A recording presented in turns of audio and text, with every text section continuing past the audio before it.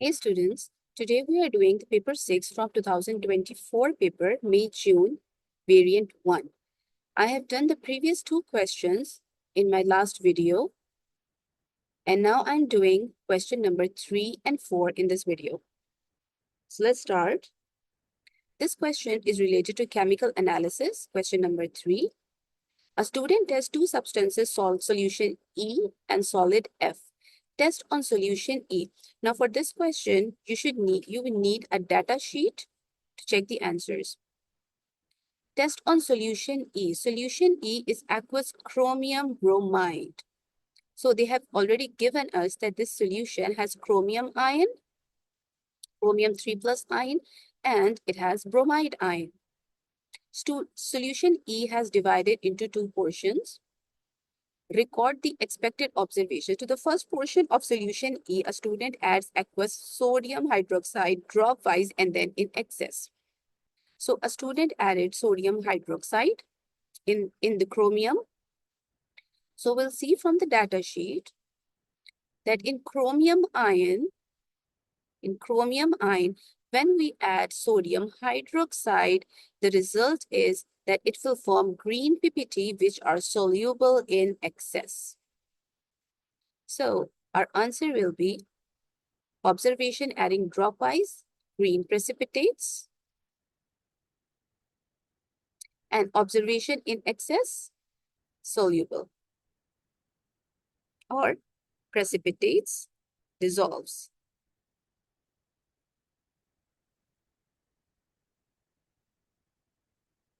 Dissolves.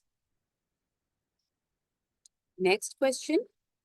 To the second portion of solution E, a student adds 1 centimeter cube of dilute nitric acid and few drops of aqueous silver nitrate. Silver nitrate. And we have bromide ion here. We have bromide ion. And we are adding silver nitrate in it. So, see in the data sheet that if we have a bromide ion and we are adding silver nitrate in it, so the result is that we will get cream color precipitates. So we'll write the answer here that we will get cream precipitates.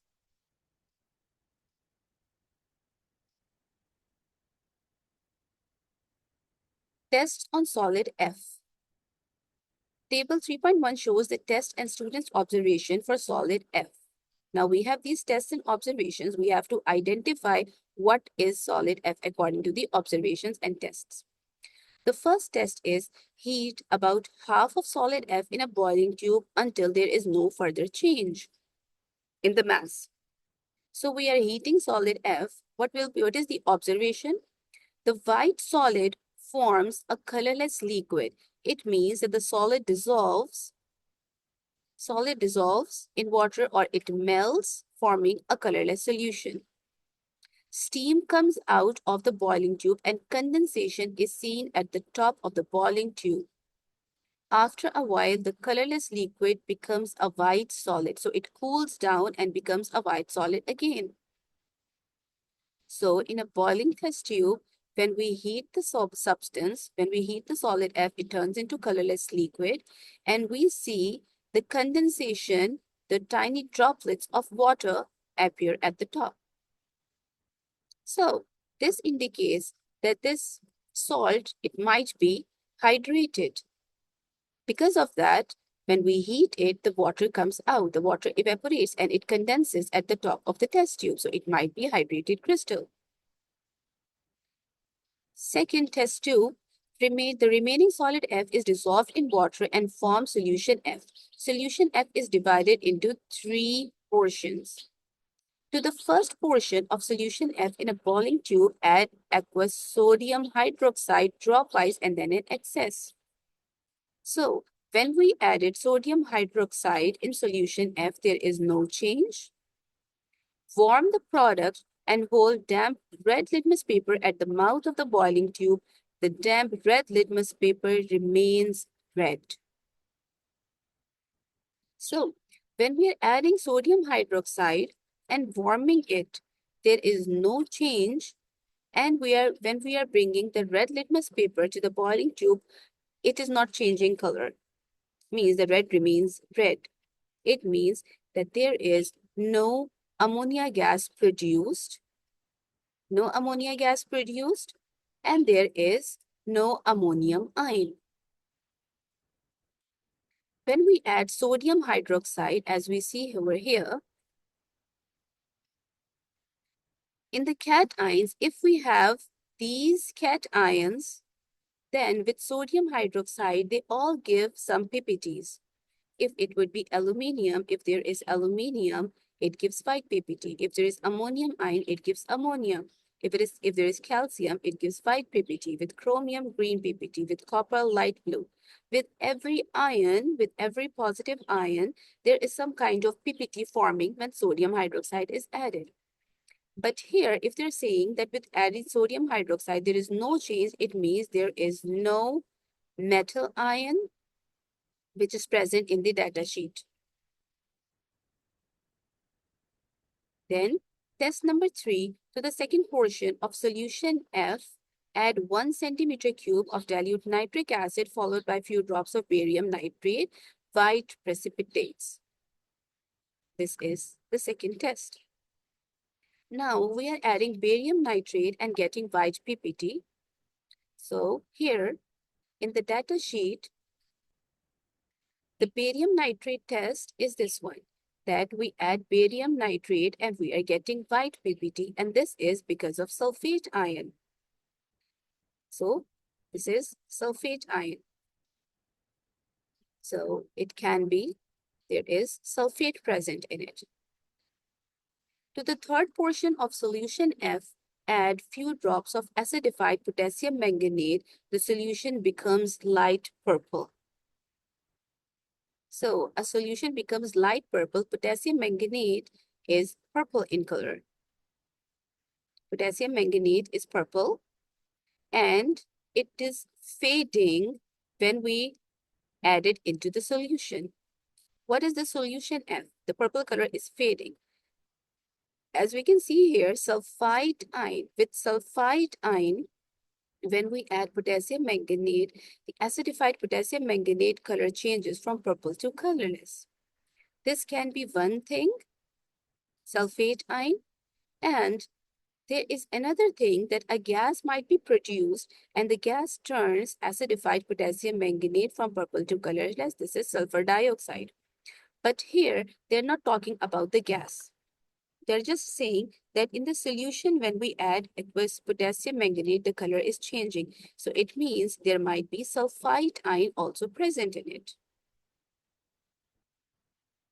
The observations in test 1 show that solid F is hydrated. Yes,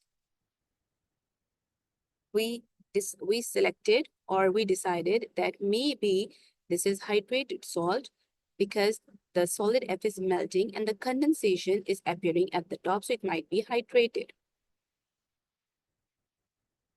The question is, describe a chemical test to show that the condensation at the top of the boiling tube contains water. So the test for the presence of water is when we use anhydrous cobalt chloride paper.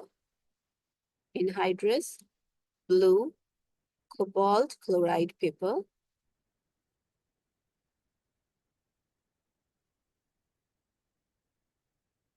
And the result will be that the paper changes into pink.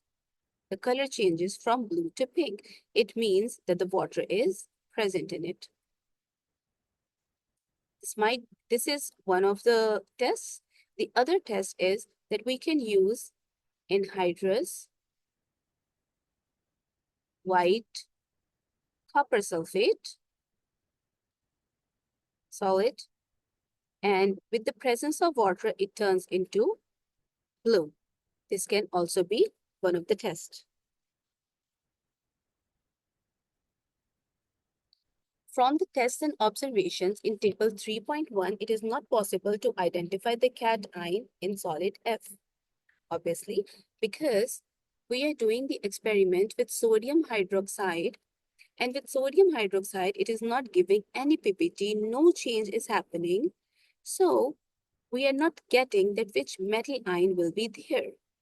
Because if it forms PPT of any color, then we can identify a metal from the data sheet. But if it is not showing anything, so it is difficult to find out the metal in it. Now, give another test that can be carried out to help identify the cation. We can identify the cation by doing a flame test. So with the flame test, if the flame is giving certain color, we can identify that this ion is there. Identify the anion in solid F.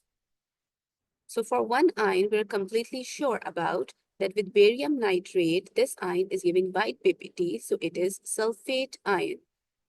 So the test, the anion present in solid F is the sulfate ion. SO2, SO4, 2 minus. Next question, a mixture contains 3 compounds. It contains ethanol, liquid ethanol, solid sodium chloride, and solid zinc carbonate. These are 3 chemicals which are present in the mixture. So we have liquid ethanol, C2H5OH, plus we have solid sodium chloride,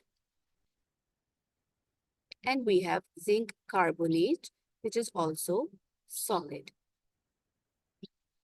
We have a mixture of these 3 substances. Now, this table shows some information about these. Ethanol is soluble in water. Sodium chloride is soluble in water but is insoluble in ethanol. Zinc carbonate is insoluble in water but it is insoluble in ethanol. So zinc carbonate is insoluble in both. Sodium chloride is soluble in water but insoluble in ethanol.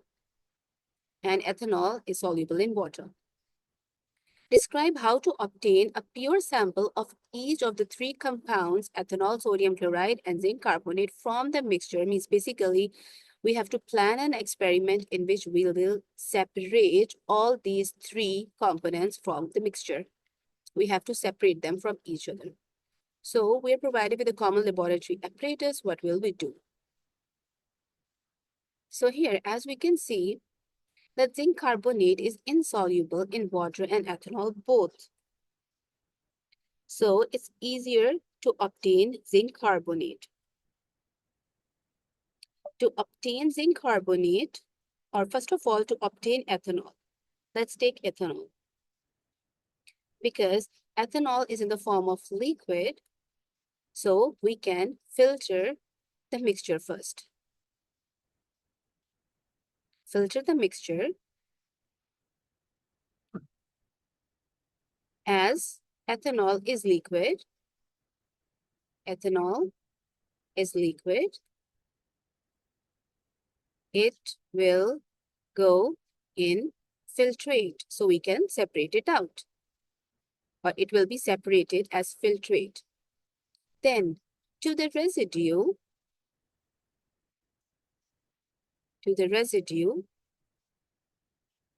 add water.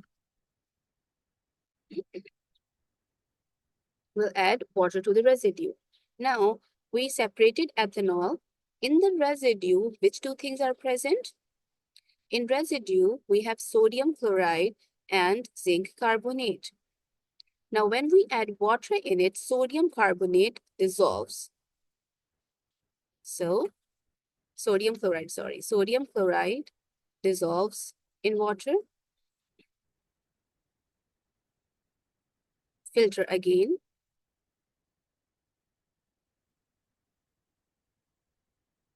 Now, zinc carbonate will be separated out in the residue.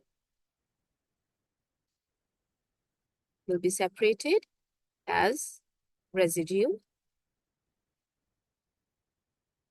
So that's how we can separate the zinc carbonate. Then what do the zinc carbonate? Will wash the residue with distilled water.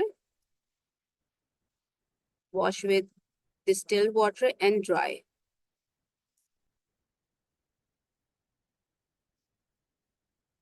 Wash with distilled water and dry.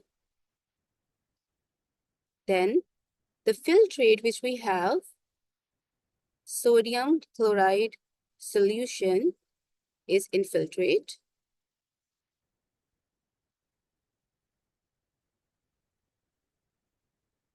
We'll heat to remove water from it.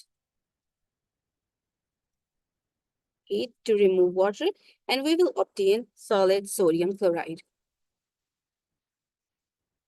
To obtain solid sodium chloride. So that's how we can separate all the three things from each other. First, ethanol is in the form of liquid, so we can filter it easily. Then the residue contains sodium chloride and zinc carbonate. To the residue, we will add water. Sodium chloride dissolves in water, but zinc carbonate remains insoluble, so we'll filter it again. Zinc carbonate will be filtered out as residue. We'll wash the residue and dry to get pure zinc carbonate salt. Then to the filtrate, we'll heat it in an evaporating dish. And after heating, the water will be evaporated and we can get solid sodium chloride. So this is the answer of question number 4.